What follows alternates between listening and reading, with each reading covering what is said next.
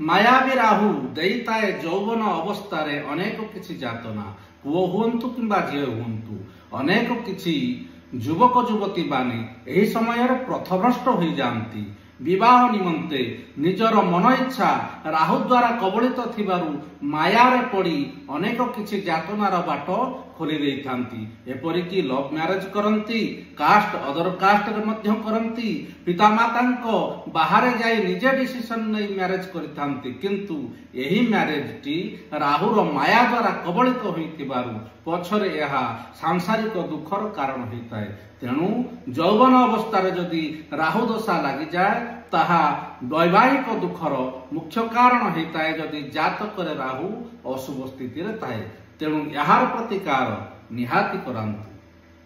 ମାୟାବୀ ରାହୁ ଦେଇଥାଏ ଯୌବନ ଅବସ୍ଥାରେ ଅନେକ କିଛି ଯାତନା। ପୁଅ ହୁଅନ୍ତୁ କିମ୍ବା ଝିଅ ହୁଅନ୍ତୁ, ଅନେକ କିଛି ଯୁବକ ଯୁବତୀ ମାନେ ଏହି ସମୟରେ ପଥଭ୍ରଷ୍ଟ ହୋଇଯାଆନ୍ତି। ବିବାହ ନିମନ୍ତେ ନିଜର ମନ ଇଚ୍ଛା ରାହୁ ଦ୍ୱାରା କବଳିତ ଥିବାରୁ ମାୟାରେ ପଡ଼ି ଅନେକ କିଛି ଯାତନାର ବାଟ ଖୋଲି ଦେଇଥାନ୍ତି। ଏପରିକି ଲଭ୍ ମ୍ୟାରେଜ କରନ୍ତି, କାଷ୍ଟ ଅଦର କାଷ୍ଟରେ ମଧ୍ୟ କରନ୍ତି, ପିତାମାତାଙ୍କ ବାହାରେ ଯାଇ ନିଜେ ଡିସିସନ ନେଇ ମ୍ୟାରେଜ କରିଥାନ୍ତି। କିନ୍ତୁ ଏହି ମ୍ୟାରେଜଟି ରାହୁର ମାୟା ଦ୍ୱାରା କବଳିତ ହୋଇଥିବାରୁ ପଛରେ ଏହା ସାଂସାରିକ ଦୁଃଖର କାରଣ ହୋଇଥାଏ। ତେଣୁ ଯୌବନ ଅବସ୍ଥାରେ ଯଦି ରାହୁ ଦଶା ଲାଗିଯାଏ ତାହା ବୈବାହିକ ଦୁଃଖର ମୁଖ୍ୟ କାରଣ ହୋଇଥାଏ ଯଦି ଜାତକରେ ରାହୁ ଅଶୁଭ ସ୍ଥିତିରେ ଥାଏ। ତେଣୁ ଏହାର ପ୍ରତିକାର ନିହାତି କରାନ୍ତୁ।